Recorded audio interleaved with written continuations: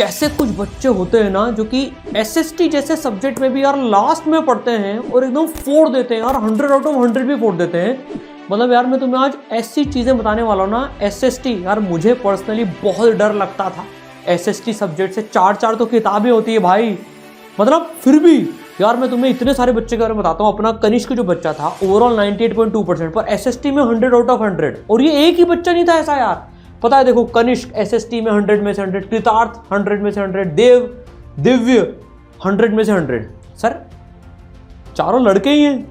अरे यार ऐसा कुछ नहीं है भैया, मनस्विता ने मतलब ओवरऑल 99.2 में लड़कों को ही पछाड़ दिया था। तो लड़के और लड़कियों वाली बात नहीं है। देखो मतलब ऐसे आते हैं यार, सबके आते हैं, पर यार इसमें सबसे इंपॉर्टेंट बात समझने की क्या है। बहुत सारे बच्चे बोल रहे थे सर आपने जैसे मैथ्स का, साइंस का, इंग्लिश का बनाया कि फर्स्ट प्रायोरिटी लिस्ट कौन से ऐसे टॉपिक्स हैं जिनको तुम छोड़ नहीं सकते हो एसएसटी में, जिसमें से सबसे ज्यादा आता है, और कैसे मैं लास्ट के 1 महीने में एसएसटी में भी 100 में से 100 फोड़ दूं ना।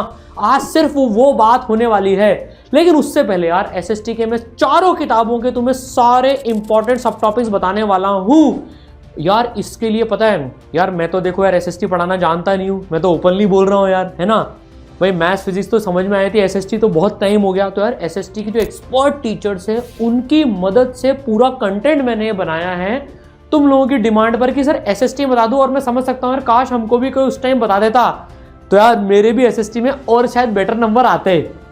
वैसे तो ठीक आए थे, तो भूल भी यार कितने आए थे, पर ठीक ही आए थे यार, ठीक है ना। तो यार एसएसटी में कैसे करना है वो अपन सीखने वाले हैं। लेकिन उसके पहले यार एक चीज भाई, अब लास्ट महीना बचा है, मेरे को सबसे पहले एक कमिटमेंट चाहिए भाई। अब मेहनत में कोई कमी नहीं रहनी चाहिए। इस 1 महीने में तुम जोर लगा दो यार। मेरे को तो मेरे स्कूल में मैंने पहले भी बताया था, कोई नहीं जानता था 9th-10th में यार, मतलब एकदम ऐसा मामला चल रहा था कौन सारांश गुप्ता भैया।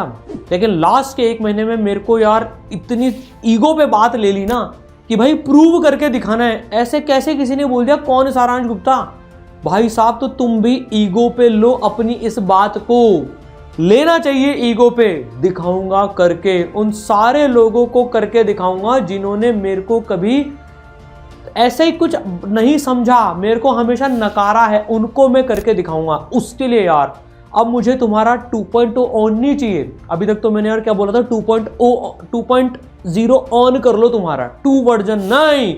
अब तुम्हारा बीस्ट मोड चाहिए।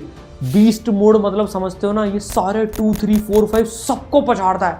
बीस्ट मोड मतलब अब मुझे सिर्फ क्लास 10th बोर्ड दिख रहा है, class 10th board, class 10th board, class 10th, उसमें फोड़ना है, फोड़ना है, फोड़ना है।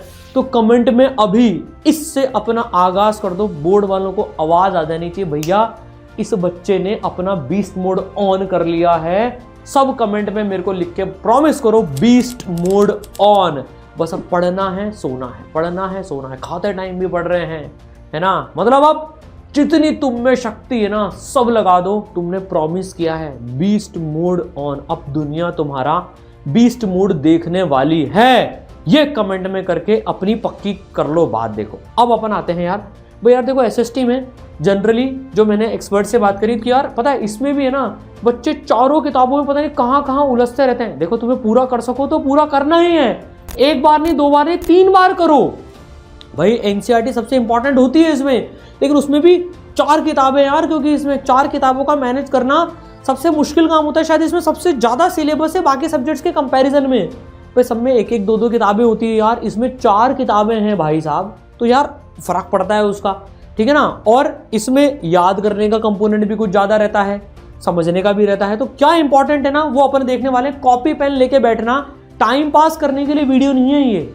और लास्ट तक देखना हो तो ही देखना, नहीं तो मतलब ठीक है अगर चिली मार रहा हूँ कि सर मैं तो 60% 70% में खुश हूँ, तो तुम्हारे लिए नहीं है वीडियो यार। ये उनके लिए जो अपना अब फाइनल देने वाले हैं।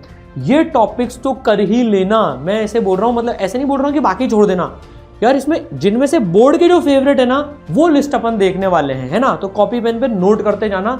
स्नैपशॉट भी तुम्हें खींचने के लिए दे दूंगा, इसको स्नैपशॉट भी चाहे तो खींच लेना, पर नोट कर लेना यार, है ना। देखो यार तो भाई अब हमें भी लेके आना है, कैसे लिखना है, क्या है। देखो तुमको यार सारी पढ़ाई इसरल के अपने यूट्यूब चैनल पे मिल ही रही है, वो भी free of cost, live classes चलती हैं, वो भी पढ़ सकते हो, ठीक है ना। उसके बारे में बात करेंगे, पर पहले अपन बात करेंगे भाई ज्योग्राफी से स्टार्ट करते हैं। देखो 80 नंबर का तुम्हारे पेपर आने वाला है, 20 नंबर तुम्हारे इंटरनल में से जाएंगे, चारों किताबें, जैसा कि मेरे को बताया टीचर्स ने कि भाई 20 नंबर का शायद चारों किताबों में से आता है। इंटरनल थोड़ा सा वेरी करता रहता है, कभी किसी चैप्टर में से आ जाता है, किसी चैप्टर में से आ जाता है, पर अप्रॉक्सीमेटली मतलब चारों सब्जेक्ट में से बराबर बराबर का ही आता है ना। अब ज्योग्राफी में अगर अपन बात करें तो यार देखो, सबसे पहला chapter resource and development.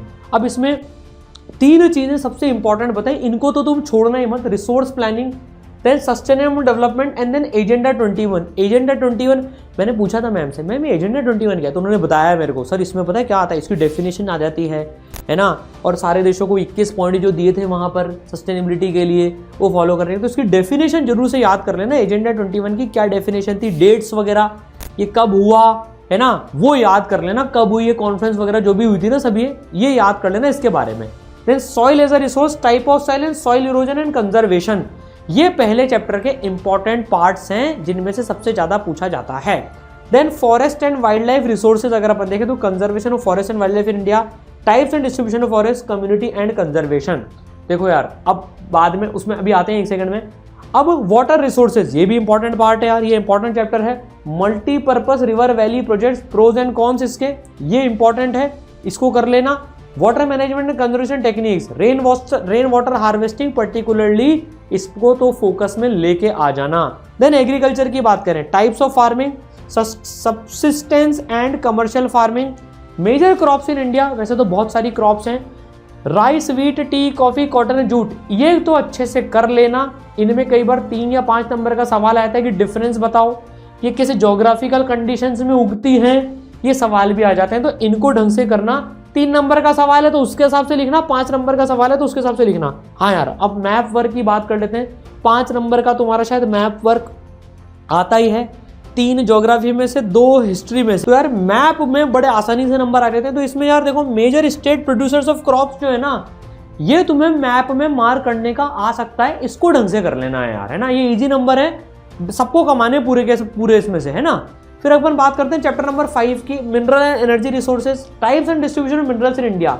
Iron ore की बेल्ट सबसे ज्यादा इंपॉर्टेंट है, इसमें स्टार मार्क करके दिया है मेरे को, तो भाई आयरन और बेल्ट्स को अच्छे से कर लेना। Energy resources and conservation, map में इसमें आ सकता है मेजर आयरन और माइन के एरियाज कहाँ पर हैं, उनको मार्क कर लेना। तो यार ये मैप, एक्चुअल मैप लाके जैसा तुम्हें वहाँ मिलने वाला है ना, उसमें प्रैक्टिस कर लेना है इसको भाई, ठीक है। छठा चैप्टर भी इंपॉर्टेंट है यार काफी, manufacturing industries, iron steel industry के बारे में, एग्रो बेस्ड इंडस्ट्री और इंडस्ट्रियल पॉल्यूशन, ये 3 टॉपिक सबसे ज्यादा आस्क्ड हैं। चैप्टर नंबर 7 में थोड़ी सी लिमिटेशंस ऑफ नेचुरल इकोनॉमी जो है, lifelines of national economy, limitation नहीं, लाइफलाइंस, इसमें यार बोर्ड में मतलब शायद मैप वर्क की है सिर्फ, है ना। तो जो मैम ने मुझे बताया था कि सर इसमें ना सिर्फ मैप वर्क ही है, तो भाई इसमें सिर्फ मैप वर्क ही कर लेना, ठीक है। चलो अब ये ज्योग्राफी की बात होगी। अब सिविक्स की बात करें तो चैप्टर नंबर 1 पावर शेयरिंग में, majoritarianism in Sri Lanka and accommodation in Belgium, why power sharing reliable forms of power sharing. Then federalism में ये टॉपिक देख लो यार, है ना, इसमें व्हाट, वाई एंड हाउ, इस वाले पार्ट के, ठीक है। देन अगर अपन बात करें तो यार सिविक्स में ये दोनों चैप्टर बहुत इंपॉर्टेंट हैं, चैप्टर 1, 2 जो है सिविक्स के, इनको बहुत अच्छे से करके जाना।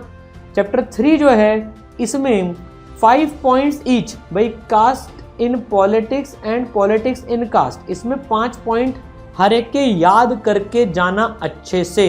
देन पॉलिटिकल पार्टीज में definition, role, functions, major national, इनको लिख भी लेना यार, स्क्रीनशॉट भी खींच सकते हो, लिख भी सकते हो, मतलब इनको तुम्हें बहुत अच्छे से करके जाना है, इनको छोड़ना मत किसी भी तरह से। अभी कनिष्क से ही बात करी थी तो यार उसने भी सबसे, जिसके 100 में से 100 आए, एक भी नंबर नहीं कटा यार, कैसे कर लेते हैं यार, समझ में नहीं आता यार, एक भी नंबर नहीं कटा भाई। मतलब प्रॉपर लिखना, लिखने की भी टेक्निक से वो मैम तुम्हें बता भी देंगी, ठीक है ना। चलो अभी तो अपन इंपॉर्टेंट की बात कर रहे हैं। फिर आउटकम्स ऑफ डेमोक्रेसी, ये वाले चैप्टर्स हैं उनमें, है ना, ये वाले टॉपिक्स हैं। चलो अब बात करते हैं इकोनॉमिक्स की। तो भाई इकोनॉमिक्स में, डेवलपमेंट में ये 3, सेक्टर ऑफ इंडियन इकोनॉमी में ये 3, how to create more employment particularly ढंग से करके जाना, इस पे क्वेश्चन आने की चांसेस ज्यादा हैं। देन डिवीजन ऑफ सेक्टर, ठीक है। देन अगर हम चैप्टर 3 की बात करें तो चैप्टर 3 में ये सारे हैं, चैप्टर 4 में ये सारे हैं, ठीक है। अब आ जाता है हिस्ट्री पे। भाई साहब इतना याद करना पड़ता था ना इसमें, हमेशा मेरे को लगता था यार भाई हिस्ट्री कब जाएगी, अब लगता है यार हिस्ट्री कितनी इंपॉर्टेंट थी, है ना। पर अभी तो ठीक है, नंबर लाने हैं यार इसमें, मतलब अब बोर्ड आ ही गए हैं, है ना। तो भाई नेशनलिज्म इन यूरोप में ये देखो, हिस्ट्री में मतलब क्या है, कहीं से भी सवाल आ सकता है, तो इसको थोड़ा सा और डिटेल में पढ़ेंगे। लेकिन ये 5 चीज़ें बोर्ड के पर्सपेक्टिव से, सीबीएसई बोर्ड के हिसाब से शायद उस चैप्टर की सबसे इंपॉर्टेंट चीज़ें हैं, तो इसको ढंग से कर जाना है ना। देन नेशनलिज्म इन इंडिया, ये 5 चीज़ें सबसे मतलब जिसको तुम सारा पढ़ना, पढ़ाई सारी करना जितना तुम्हें टाइम अवेलेबल हो उसमें, लेकिन ये 5 चीज़ें और बेटर तरीके से करना। देन चैप्टर नंबर 3 में ये चीज़ें हैं। चैप्टर नंबर 4 में, इसमें सब टॉपिक्स 1 से लेकर 1.3 ही हैं बोर्ड में। इसके अलावा बोर्ड, सीबीएसई बोर्ड में ये to be valuated board exam 1 से लेकर 1.3 जो सब टॉपिक्स हैं, यही हैं बोर्ड सीबीएसई के सिलेबस में, ठीक है। चलो तो यार, अब जो बच्चे फोड़ देने चाहते हैं, मचाना चाहते हैं, यार एक इन्फॉर्मेशन दे देता हूँ, क्रैश कोर्स चल रहा है, लिंक डिस्क्रिप्शन में है। फुल एग्जाम डे तक अपन पढ़ाई करेंगे साथ मिलकर, चारों subjects, math, science, SST, English, तुम्हारी लाइव क्लासेस के थ्रू रिवीजन होगा। मोस्ट एक्सपेक्टेड क्लासेस हैं। तुम्हारी इच्छा है यार, अगर तुम टीचर्स के साथ बैठ के पूरा रिवीजन करना चाहते हो, घर बैठ के बेस्ट टीचर्स के साथ, तो ये क्रैश कोर्स तुम्हारे साथ है। हमारा बेस्ट विशेस जो कहते हैं ना, आशीर्वाद और बेस्ट विशेस तुम्हारे साथ है। तुम फोड़ दोगे यार, बस तुमने जो प्रॉमिस किया ना, beast mode on, beast mode on, वो रखना है। कोई तुम्हें रोक नहीं सकता और तुम्हारी कहानी भी इसी तरह से लिखी जाएगी यार, ठीक है। All the best.